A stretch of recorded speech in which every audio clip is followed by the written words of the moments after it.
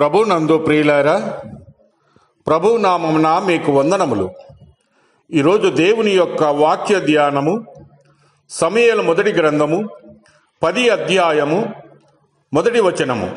అప్పుడు సమూయేలు తైలపు బుడ్డి పట్టుకొని సౌలు తల మీద తైలము పోసి అతను ముద్దు పెట్టుకుని, యెహోవా నిన్ను అభిషేకించి తన స్వాస్థ్యము మీద అధిపతిగా నియమించి ఉన్నాడు అని చెప్పి ఈలాగు సెలవిచ్చెను.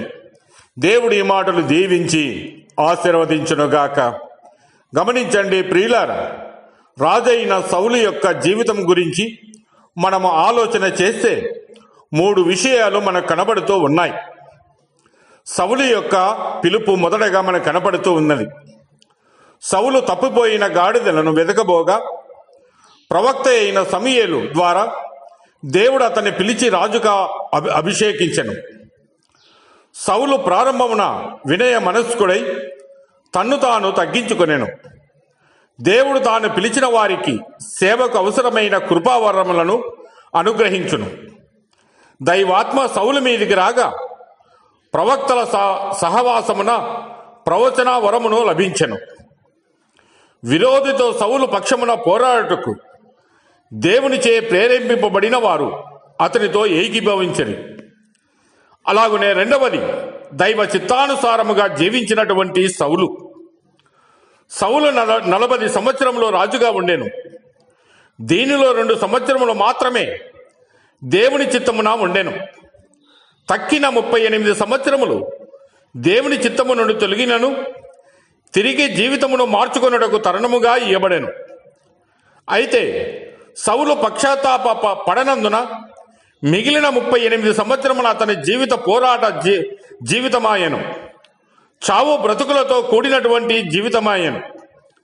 అలాగనే మూడవది, దైవ చిత్తము నుండి తొలగినటువంటి సౌలు దైవాజ్ఞ మీరుటయును పాపము చేశాను.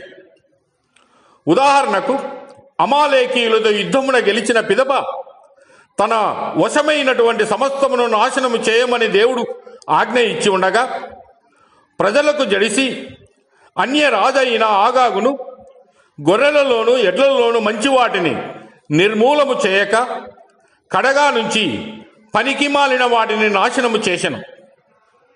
గమనించండి ప్రియులారా, ఒక పాపము అనేక పాపములకు దారి తీయును. తన్ను గద్దించుటకు దేవుడు ప్రవక్త అయిన సమూయేలును పంపగా దైవాజ్ఞను నెరవేర్చినట్లు ప్రవక్తతో అబద్ధములాడుచున్నాడు. ఆజ్ఞను మీరుట ద్వారా చేసిన తప్పుకై పశ్చాత్తాప పడక ఎగబడి తెచ్చినటువంటి దోపుడు సొమ్ముతో బలులు అర్పించి దేవుని సంతోషపరుచుచున్నాడు. తిరుగుబాటు చేయుట శోధ చెప్పుటయును పాపముతో సమానం. మూర్ఖత్వము అగపరచుట మాయా విగ్రహములను గృహదేవతలను పూజించుటతో సమానం. ఒక పాపము అనేక పాపములలోనికి నడిపించను. కనుక ప్రియులారా, ఆత్మీయ స్థితి యందు ఏ చిన్న పొరపాటు చేసినను అది అంతటితో ముగియదు. నీవు వెంటనే పశ్చాత్తాపపడి దిద్దుకొనినచో దైవ చిత్తమున ప్రవేశించదవు. దిద్దుకొనకపోయినచో ఆ చిన్న పొరపాటు అనేక పాపములకు నిన్ను నడుపును.